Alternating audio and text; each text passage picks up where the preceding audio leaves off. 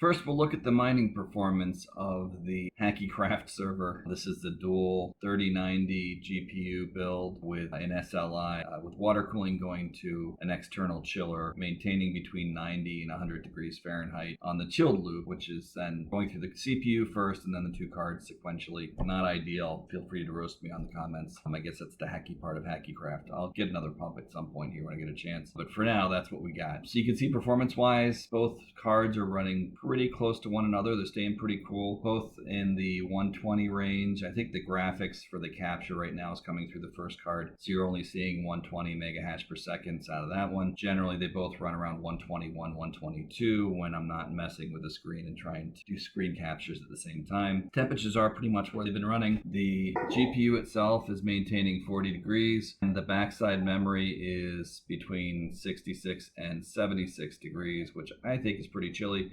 I've had no issues with boosting performance and getting temperatures. I've been getting glitches and crashes. So where you see it at 1150 on the memory clock and negative 500 and power at 107 is where I'm getting the best results at just over 120. Anytime I tried to boost the memory beyond that, it's a little spotty on being able to run for minimal returns in performance. This is the mining performance. I'm going to drop out of this, turn off the mining, and set the chiller to cool and see how that looks.